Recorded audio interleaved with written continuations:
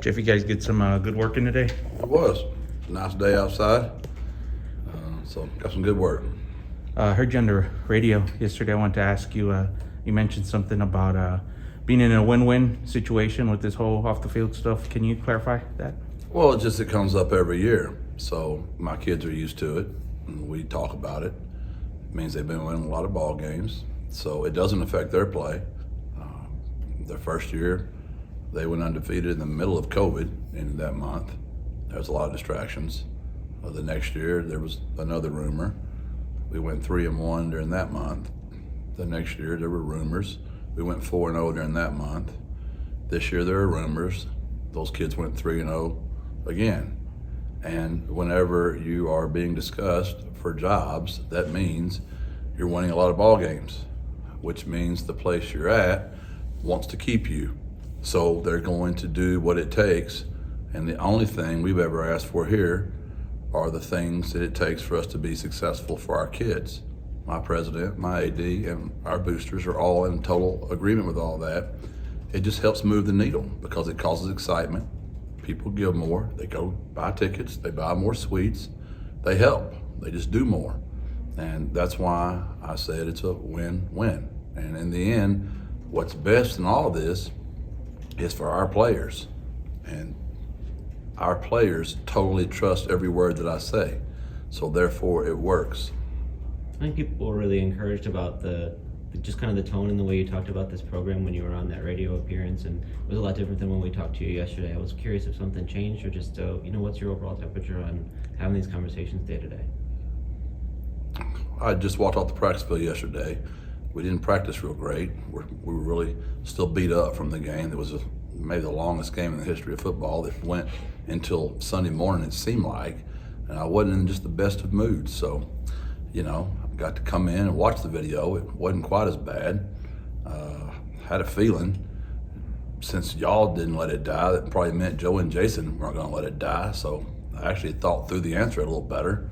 And what do you know? They asked the question. So I did a better job of answering it, which maybe I didn't do a very good job of answering, because now we're talking about it again on Tuesday, and it's not gonna probably die until the next rumor starts up about something, and we'll be talking about that. And unfortunately, we're not talking about Frank Harris, and Rashad Wisdom, and the Roadrunners, and a great Tulane football team. What a wonderful job Willie Fritz has done, because that is what is most important and prevalent about all this. Jeff, along those lines, I saw Frank got the Player of the Week award last week for that 6-touchdown performance. Just, do you know he could have that in him down the stretch here? I would never bet against that kid in any situation. His competitive spirit is like very few I've ever coached in my life. And our team really enjoys playing for him. He has the gift, he has the it factor, which makes everybody play better. And so many receivers made catches that were just incredible. The run after catch by Cephas, the run after catch by Taki, the unbelievable catch by Amador, the unbelievable catch by McEwen, the almost unbelievable catch by Chris Carpenter. There's just so many plays those kids make because they really love playing with that quarterback of ours. How do you coach against, obviously there's going to be a letdown. There's no way in the world he can duplicate that again against such a good Tulane defense. So how do you coach now against, it was like, you know what, just give me 80% of what you gave me last week and we're gonna be fine? Yeah, we just don't ever think like that or talk like that. I know y'all that's what we have you guys for. Y'all are the best at that, and that's why y'all are good at y'all's jobs. And we just really try to make the next play. And if he were standing right here, he'd say the exact same thing. We just don't think like that. And it's like running backs. The ones that try to score touchdowns don't score touchdowns. The ones that try to hit the hole, they trust their tracks. They're trying to gain 4 yards. They look up and they're running for a while. When you go into a game trying to do that, it doesn't work. You just got to trust the process, which happens to be the Culture Pillar of the Week, and just let it play each play out as best you can. This week's game is on ABC. It's kind of a rare thing that UTSA has been on network TV. So what does it do for you guys knowing you'll have a chance to be in front of the nation? Well, when we were hired, that was the way President Amy described our football program. We were the front porch of the university. And what a great way to show off at UTSA. This program is just 12 years of playing ball, 13 total. I mean, it's just amazing. And you look at an institution as old and tradition as Tulane has, and it's just a really cool story. And I'm sure those guys, I'm meeting with them today to just kind of go over that, those ABC guys, and I hope they paint a really good picture of what a wonderful city we have here and a great university we have. And I hope our football team does a really good job of being a good-looking front porch for President Amy and UTSA. Jeff, how do you rate Frank's health at this point in the season? Is he all the way back, or where do you stand with that? I don't know he'll ever be all the way back when you go through 10 to 12 surgeries and playing with turf toe. And you know, if I had to put a guess on it, it depends on the weather. I mean, you know, if the weather's right, he feels better. If the weather's not, he doesn't feel so good. So It's a true old man. I hope Friday everything's just right. Jeff, how would you evaluate Justin Burke's performance as his first year as offensive coordinator? I just think way too much is made about that. We have a staff that helps game plan. We have run game coordinators. We have pass game coordinators. He's obviously the offensive coordinator. That was my GA and my analyst at the University of Texas. And came here as an analyst, became a tight end coach, the special teams coordinator. He's done it all. He's a ball coach. And it's always about players. And once we kind of figured out that JT wasn't coming back, we had lost Mackay, and we moved everybody around. It helped all of us do a better job of helping him. And it's one of the things I talk about all the time, about where we have to get to. We have to get where we get our assistant paid so much that somebody doesn't come take him, because we'll be going on our fourth offensive coordinator in 4 years, and we're probably, you know, who knows where we're going to end up in the country on offense. I don't know. We're playing a very great defense this week, but he'll be in rumors for OC jobs next year, and they'll just literally come try to buy him from us, and that's tough on a program, and it concerns me again. But I'm happy for Barry Lundy Jr. in Illinois. I'm happy for Will Stein in Oregon, but I want to keep Justin Burke right here with us for a while, as I do Jess Lepp, who won an award. I believe he's one of the Broyles Award finalists, and for the job he's done now for 4 years. And we've been very blessed to keep Jess, and a lot of our staff we've kept.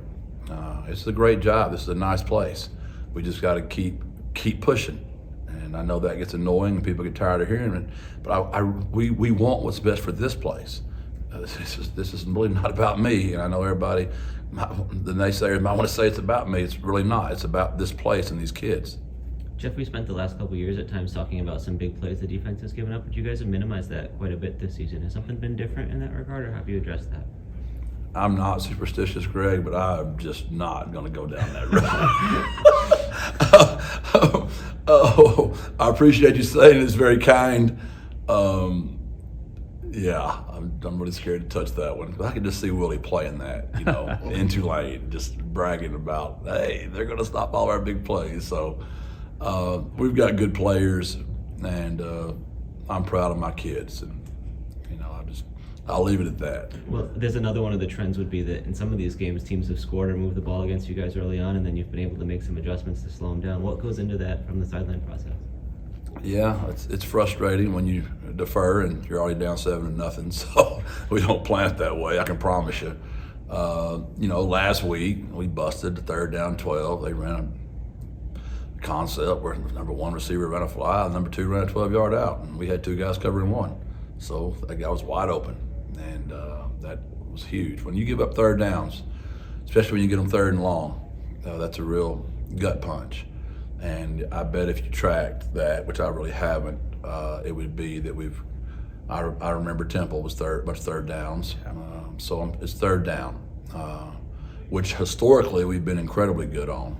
And at times this year we've been good, and at times we haven't been. So I'm not for sure about that, but I bet if you track 3rd down efficiency on defense, that would be a cause for not success early and a cause for improvement as the game wears on. With the game on Friday and Thanksgiving Thursday, will y'all kind of have a team Thanksgiving before you leave, or when you get there on Thursday? We always do it on Wednesday night. one of my favorite things to do this week, like today, it was our training staff that we recognized, and the kids that help Brian get up there, and they introduce themselves. Like, my whole team knows them all, but each kid's assigned a position group. And so when they get up there and introduce, like, I'm Jeff, I'm from Gilmer, Texas. I help the inside linebackers. Well, you can imagine how the inside linebackers go crazy. Or if you work with the O-line, the D-line boos the guy that, works with the O-line. It's a lot of fun. And we invite all those kids. We're talking about video. We're talking about EQ equipment. We're talking about the training staff. Anybody that helps in the building, we bring them to Thanksgiving with our team. And we do that on Wednesday nights. It's a really special time that we get to spend together. Because, Thursday we're going to be together in the hotel on Thanksgiving, which that'll be a special time as well. And then Friday we're playing a game. Jeff, did I hear you don't like cranberry sauce? Not at all. Oh, gosh. As I've gotten older, things have grown on me, so Yeah. I hope I'm not so old. I might not learn to like it one day. But, Right. no, I just... What's your favorite? I put yams on top of everything, kind of like I do ketchup, but I don't put ketchup. I do the ketchup on my turkey. I do put it on the green bean casserole if the green bean casserole is like pretty crispy. But my favorite thing to do is just throw it all in a mess, just all of it, like the turkey, the broccoli and rice, the green bean casserole, the stuffing, and then just put yams on top of all that, and then just crush it. Wow. That's nice. And then, apple pie with some ice cream. That's a good night, man. Yeah. It's a good night. So, Thanksgiving 2023, what is Coach Traylor so thankful for this year? Yeah, don't give me, you give me a crowd up here. It's my first Thanksgiving without my dad. That's kind of hit me. I wish I wouldn't have taken that for granted so much. My mom got to come to the game. First time she's been to a game in San Antonio. She made one to Louisiana Tech. That was really good to see her. I'm a big journal guy.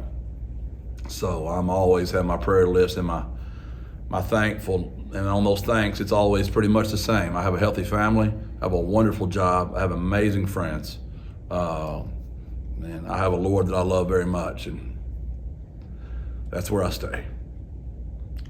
Thanks, Jeff. Appreciate it.